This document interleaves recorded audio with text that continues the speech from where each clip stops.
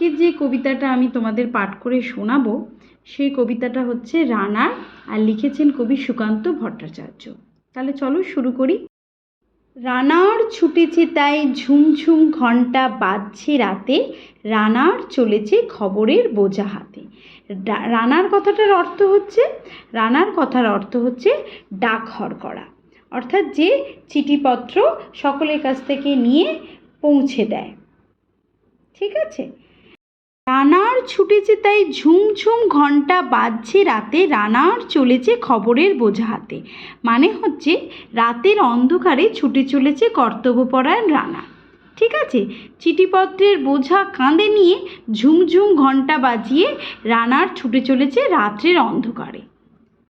রানার চলেছে রানার, রাত্রির পথে পথে চলে, কোনো নিষেধ জানে না মানার। অর্থাৎ সে কি করছে, রাত্রির অন্ধকারে বেরিয়ে পড়েছে, পথের কোনো বাধাই সে আর মানছে না। সে কি করছে, দিগন্ত থেকে দিগন্তে ছোটে রানার, কাজ নিয়েছে সে নতুন খবর আনার।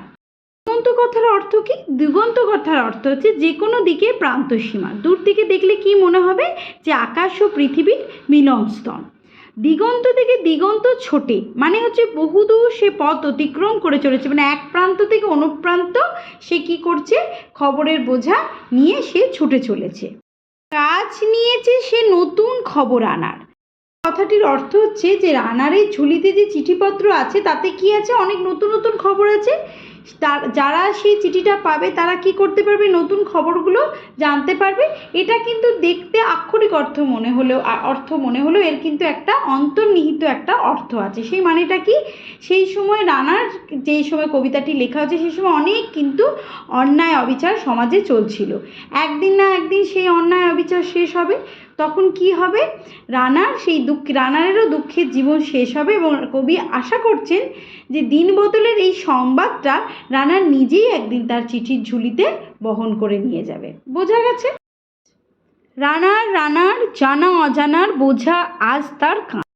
অর্থ হচ্ছে যে রানা যে পিঠের ঝুলিতে যে চিঠির বোঝা নিয়ে যাচ্ছে তাতে অনেক কি আছে, জানা অজানা খবর।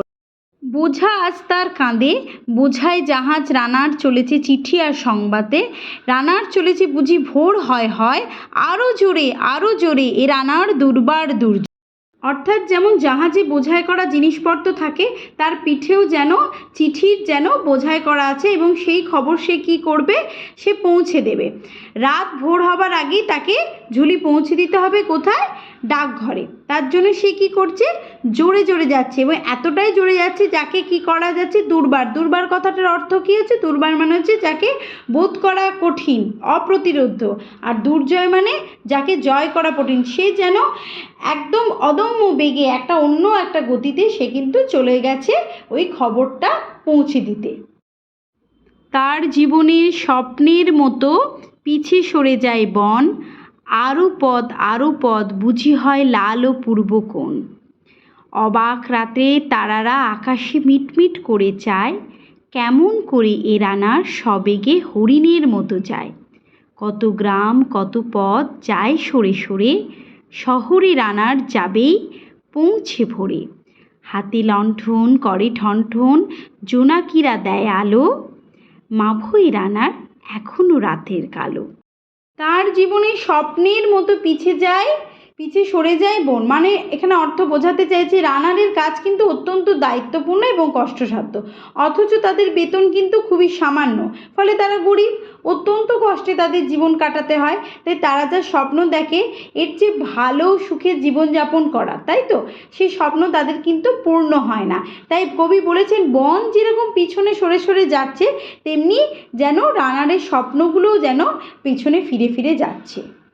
আরও পথ বুঝি হয় লাল ও পূর্ব কোণ।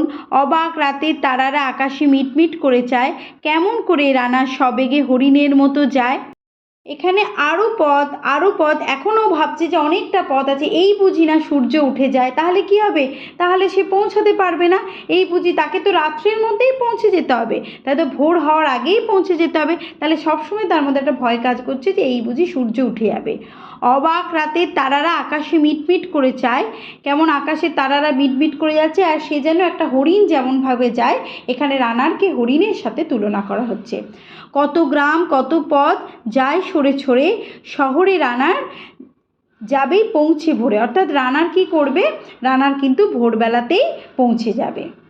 হাতে লণ্ঠন করে ঠনঠন, জোনাকিরা দেয় আলো। তার মানে তার হাতে লণ্ঠন আছে, আর তার যে পথ দিয়ে সে যাচ্ছে যেন অজস্র জোনাকি, তাদের যে আলো, সেই আলো সে দেখতে পাচ্ছে, এবং সেই যেন জোনাকিরা তাকে কি করছে, আলো দিচ্ছে, তাকে পথ দেখাচ্ছে।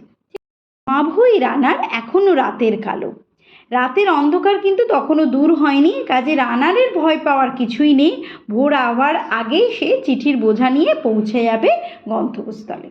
আশা করি তোমাদের কবিতাটা বুঝতে অসুবিধা হয়নি, তোমরা ভালো করে এটা পড়বে। কিছুটা হলেও আমি তোমাদের হেল্প করতে পেরেছি। আমার চ্যানেলটা তোমাদের যদি ভালো লেগে থাকে তাহলে সাবস্ক্রাইব করে দিও, আর লাইক করতে ভুলো না কিন্তু।